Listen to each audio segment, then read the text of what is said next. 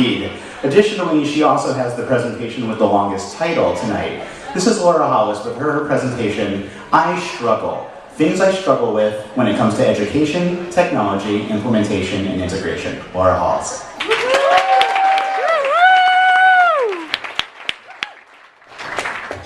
Everybody hear me?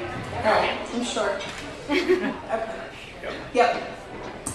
Hi, my name is Laura Hollis. I'm not Princess Vespa from Spaceballs. I'm a proud parent of a 4-year-old named Alex. I'm the technology integrator at the Ethical Culture Fieldston School. I'm a Gemini, and I struggle. I'm going to credit the fact that I was born in late May for the reason that I struggle. Any Geminis out there? Okay. So even if you aren't one of us, you might know that the symbol is twins. There's this conflict, this, push and pull. And I admit I'm often indecisive. I have problems making decisions. I've only been in New York City a little over a year now, and I love New York. But still, on the dark winter days, as I cling to the cold metal subway pole, I think about my palm tree-lined commute on a sunny LA day. It might be an easy choice for you, but let me show you a little more. City of Angels, glamour capital of the world. An oasis of excitement strolling over picturesque valleys, hills, and beaches. A mecca for sun lovers, star chasers, and dream seekers.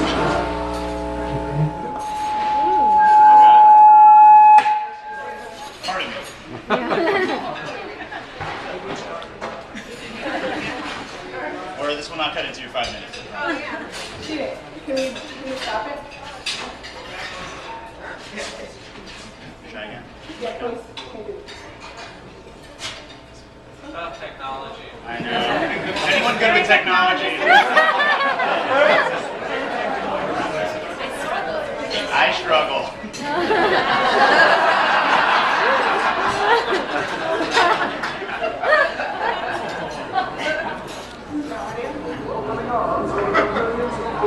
Wide, safe boulevards. Modern, efficient transportation system. So I struggle with fundamental decisions like where to live and raise a family.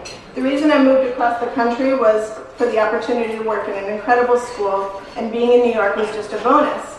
I love my job as technology integrator for all of the reasons you see here.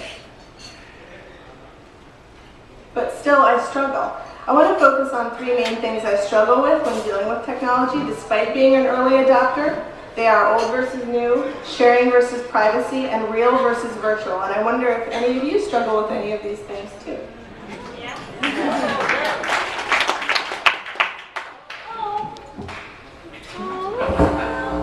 4 words to live by. New.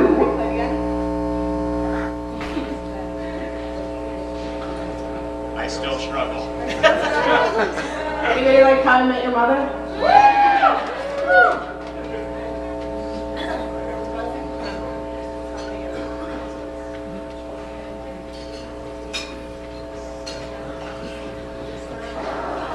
I know it's a lot of crappy old stuff no one cares about.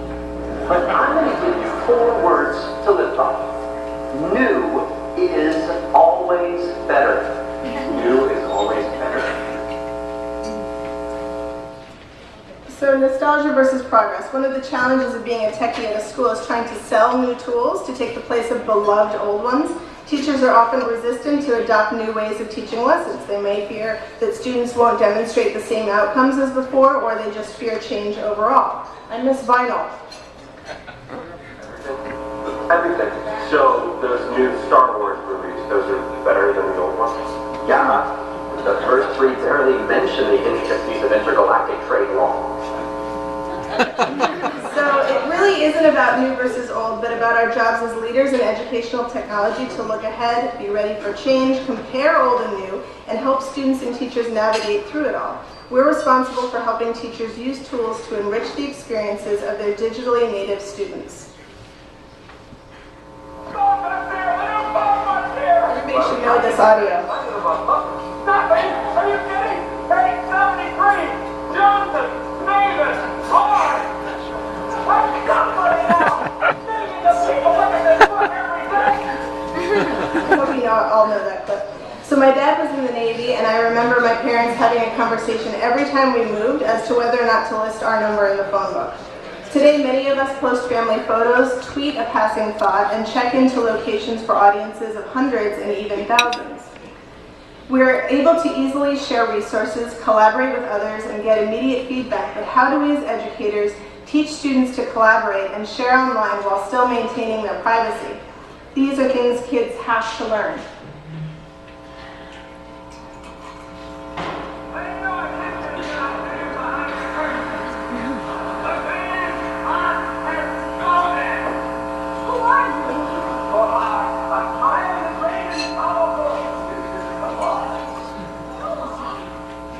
As technology tools rapidly change and evolve, it's the content created by real people that matters.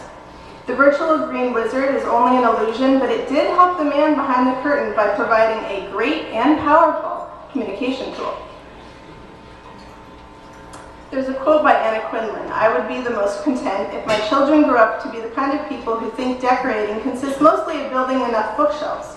I love real books, but the fact that I can carry several with me on the iPad at once and record my voice reading to my son is pretty amazing. Here's an example of a changing world. This is from a lesson where 4th graders were asked to brainstorm a list of where they see writing in the world. As you can see, they named smartboards, Wikipedia, even license plates and tissue boxes. What scares me is that even living in New York, they did not mention newspapers.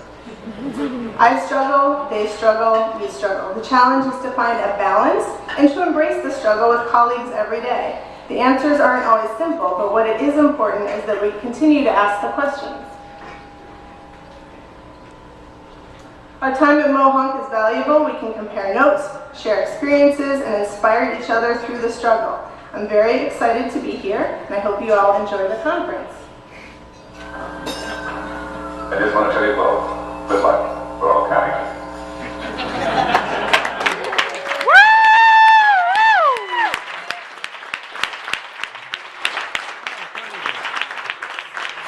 Laura Hollis, and how about just one more round of applause for suffering through those struggles? It takes a lot of guts to get up here, and that's not a lot of fun, so thank you.